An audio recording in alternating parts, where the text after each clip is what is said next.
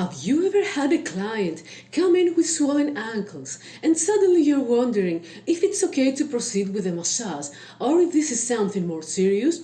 So, what does ankle swelling actually mean and what should a massage therapist do when it shows up? I'm Eleftheria and welcome back to the Science Behind Massage podcast. That's exactly what we're talking about today. Whether you're trained in Swedish massage, deep tissue, or lymphatic drainage, understanding what's behind swollen ankles is essential, not just for safety, but also for being able to guide your clients better. So let's break it down in a practical and grounded way.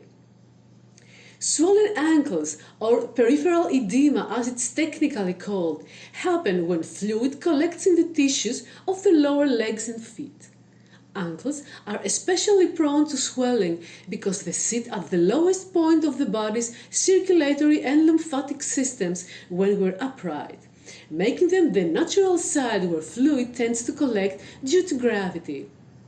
The venous and lymphatic return from the lower extremities requires pressure from muscle contraction and fully functioning valves in veins and lymph vessels to push fluid back towards the heart.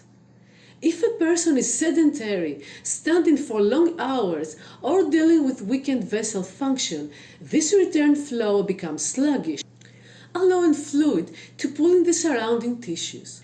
The tissues around the ankles are also relatively loose and expandable compared to other joints, which allows more visible accumulation of fluid. In addition, the ankle is a joint where multiple vessels converge and change directions, making it a physiologic bottleneck for circulation, especially when the system is under strain. Now, the key point here is this. Not all swelling is dangerous, but not all swelling is harmless either. And as massage therapists, we're not diagnosing, but we are in a position to notice things early and decide whether to proceed or refer out. Here's a real-world example. Let's say a middle-aged woman comes for a relaxing massage. She sits down and takes off her shoes, and you notice her ankles look puffier than usual, maybe even a bit shiny. You press lightly and see a dent that slowly fills back in. That's pitting edema. Now, it could be from standing all day or a side effect of medications. But it could also be the result of something deeper, like poor circulation, heart strain, or even kidney trouble. Now, before we continue, I'd like to invite you to check out my affordable online massage classes. They're designed for all levels, and yes, certification is included. Just check the link in the description. Now back to our topic. When we see ankle swelling, the first thing to consider is whether it's bilateral, affecting both ankles, or unilateral, meaning just on one side. This distinction gives us an immediate clue about the underlying cause. Bilateral swelling often points to a systemic issue, something affecting the body as a whole. For example, in congestive heart failure, the heart's reduced ability to pump efficiently causes blood to back up in the veins, especially in the lower extremities, leading to soft, pitting edema in both ankles that worsens by evening. In kidney dysfunction, such as nephrotic syndrome or chronic kidney disease, the body may retain sodium and water, resulting in widespread swelling that includes the ankles, legs, and even the face.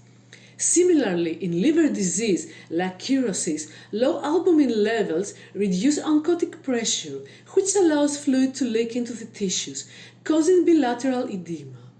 These cases are usually chronic and gradually progressive, sometimes accompanied by other signs like fatigue, shortness of breath, or abdominal bloating. On the other hand, unilateral swelling typically points to a localized issue.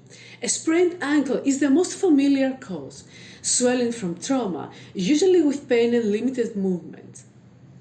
Infections such as cellulitis also cause one-sided swelling, often with redness, warmth, and tenderness in the area.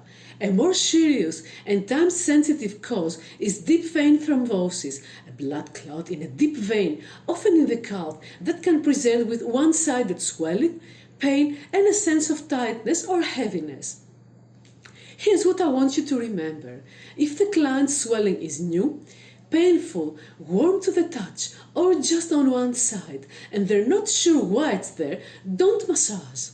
That's a hard stop. Refer them to their doctor. Same if they tell you they're short of breath or feel pressure in their chest. These are red flags and not something we want to work through with our hands. But let's say the clients had ankle swelling for a while. Maybe it's due to a sedentary job, menopause-related water retention, or chronic venous insufficiency. These are cases where massage can be helpful, and this is where manual lymphatic drainage comes in. It's a very light technique, more of a skin stretch than a muscle press that encourages fluid to move towards functioning lymph nodes.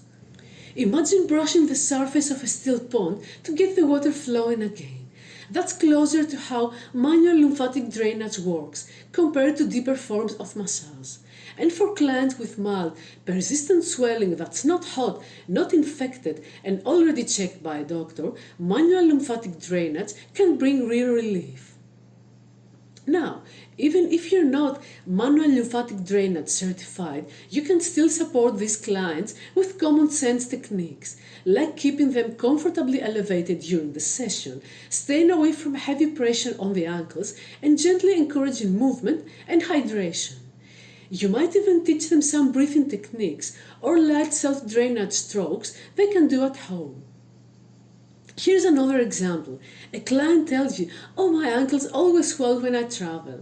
That's usually gravity at work, sitting for long hours, slow circulation, and fluid pulls in the legs. In a case like this, a gentle massage with some lymphatic focus, working up towards the heart, may help. But again, you always start proximal first, meaning the thighs, hip, abdomen, and work your way down. Never chase fluid from the feet without first clearing the path above. But what about medications? Several common meds can cause swelling. Calcium channel blockers, for example, used for high blood pressure, can lead to puffiness in the ankles. Steroids, hormone therapy, and non-steroidal anti-inflammatory drugs can do it too. That's not something we fix with massage, but it's helpful to know and worth gently suggesting they discuss with their doctor if it seems to be worsening. As therapists, our power lies in being observant and respectful of what the body is showing us. Swelling is not something we could panic about, but it is something we should take seriously. It might be mechanical, like from standing all day, or it might be a quiet sign that the body's internal systems are under strain. And it's okay to say, "I'm going to pause this session until you have spoken with your physician." That protects your client and your license too. Now, if they've already been evaluated and you're clear to work on them, that's when you can really step in and help. Manual lymphatic drainage can become a valuable part of your toolkit, not just for swelling, but for post-surgery care, immune support, and relaxation. And it's a modality that clients often return for because the effects are cumulative and comforting. Swedish massage and Thai massage can also help reduce swelling, if there are no contraindications, of course, because anytime soft tissues are mobilized, lymphatic flow is encouraged as well. Although these techniques aren't lymph-specific, the rhythmic compression, movement, and muscle engagement they provide can still support fluid drainage. Before we wrap up, let's recap the key takeaway. If a client presents with swollen ankles, don't jump straight into the massage. Pause, ask the right questions. How long this has been happening? Is it painful? Is it new? Do they have a diagnosis? If the answers raise any concern, refer.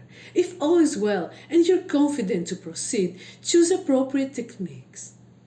If that episode helped you think more deeply about what you do with your hands and how the body responds, subscribe to the channel for more massage therapy education. And if you'd like to explore further, check out my massage therapy books on Amazon. You will find me there as Eleftheria Manjoru. Hey, be always healthy and happy.